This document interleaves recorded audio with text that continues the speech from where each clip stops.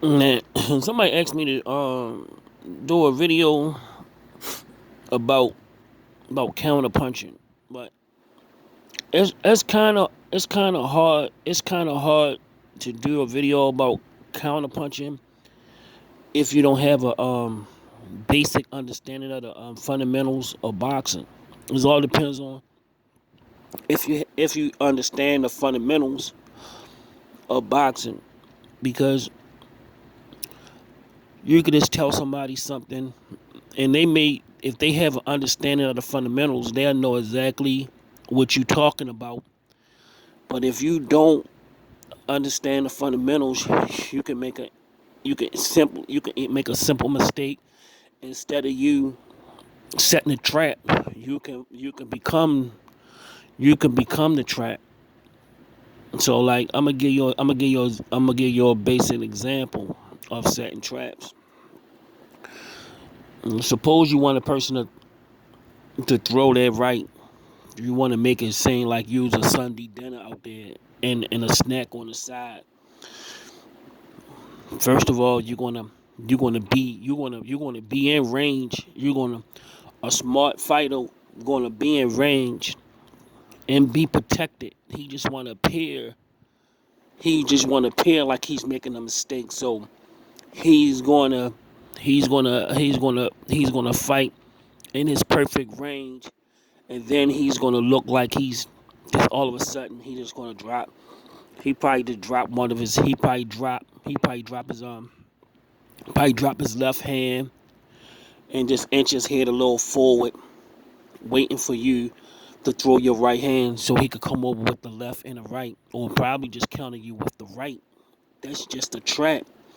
But if you forget one little thing, if you do that, if you drop your hands and just move an inch forward, and you're not in perfect, if you're not in your range anymore, he may can catch you with that. He may can catch you with that right.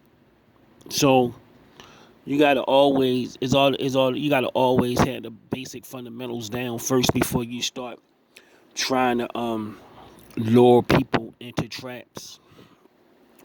Some people do it with a lot of feints, and some people just sit around and just wait for you to make a mistake, and that's what old timey coaches hate. You to sit around and don't throw punches and wait for the other person to make a mistake. That's really not boxing. Sitting around all guarded up and waiting for a person to do something to make a mistake. You throw punches, and then when they mess up, you throw punches to get them to throw punches. That's why they always say get busy. That's why they say throw punches, because the more you throw punches, you might seem like you open, but if you know what you're doing, you can throw a punch and still be guarded. You can just throw that punch just to get him the counter, so you can counter him, and that's what smart boxers do. They might throw a lazy right. They might throw a lazy right, so you can come over top of it with a right cross or something. As soon as you do that, they counter you. Boom. They do it to the body. They do feints. To the body, so you can go to block it. Then they come over top with a with a punch. It's actually hundreds and hundreds of traps, and you can never stop learning. That's why when boxers don't go in the gym every day, every day you can learn something. You can learn something different in your arsenal, and always find the time to use it. You may not use it. You may not use it in 10 matches in a row, but one, if you practice it enough and it become muscle memory, it's always going to be a time when you be able to use it. That's why you heard Floyd Mayweather say some of the skills he wasn't able to use. Some people just didn't bring it out of him. He didn't have to use it.